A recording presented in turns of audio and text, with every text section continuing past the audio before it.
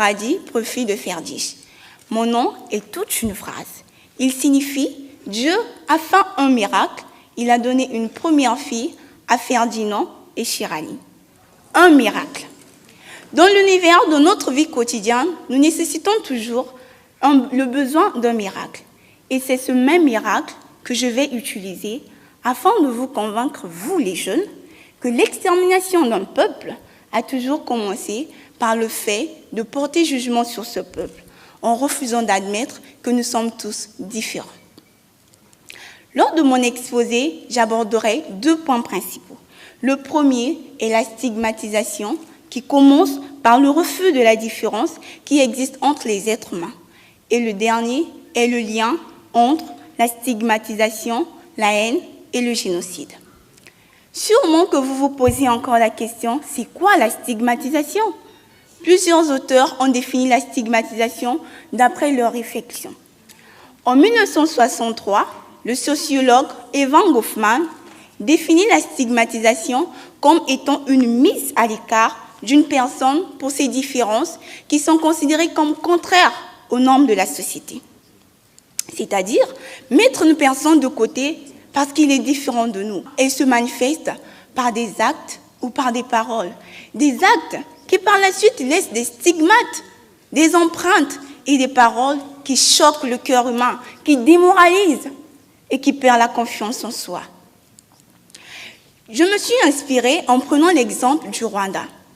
Les Hutus au Rwanda stigmatisaient tous les Tutsis comme étant responsables de tous les choix politiques et sociaux, en refusant d'admettre qu'il pouvait y avoir des Tutsis qui étaient innocents, excusez-moi.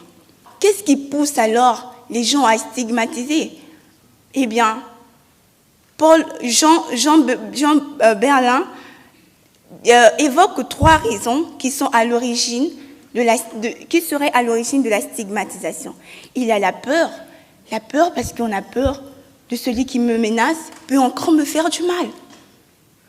Les anomalies parce qu'il est handicap et moi je suis normale, j'ai peur de lui. C'est quoi alors le refus de la différence qui existe entre nous? Eh bien, c'est le fait de ne pas accepter que l'autre est différent de moi. Nous ne sommes pas pareils. Tu as tes défauts, j'ai mes défauts. Tu as tes erreurs, j'ai mes erreurs. Pourquoi ne pas s'accepter comme ça? Pourquoi se combattre? C'est ce qui a conduit à un génocide. 6 millions d'hommes, de femmes et d'enfants ont été tués en Allemagne. Pourquoi? Parce qu'un homme, quelque part, a décidé de leur sort. Un peuple qui subit 12 ans de maltraitance. Ils sont exterminés dans des chambres à gaz et dans les camps de concentration. Oh, si j'imagine, si c'était un membre de ma famille qui était exterminé, quelle sera ma réaction? Au Rwanda, le peuple Tutsi subit ce que le cours d'histoire leur a enseigné sur le peuple juif. Ils ont appris que les Juifs ont été exterminés, mais à leur tour, ça arrive. Ils subissent ce que le cours d'histoire leur a enseigné sur le peuple juif. Leur sort est scellé, non pas par un homme, mais cette fois-ci par un autre peuple, un peuple frère.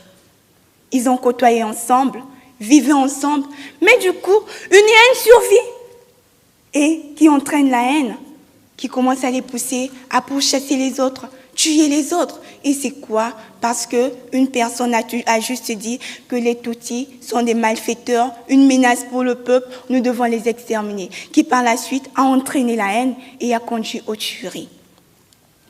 Je vais terminer en disant, je vous ai montré la dangerosité de la stigmatisation qui entraîne à une repulsion comme la haine et qui conduit à un acte inhumain à l'instar du génocide. Que nous inspire la fraternité, l'amour, la patience, la dignité? Eh bien, la fraternité nous inspire tellement de choses positives.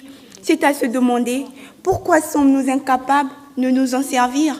Parce que nous, humains, reproduisons plus de mal que de bien. Quelles leçons devons-nous tirer?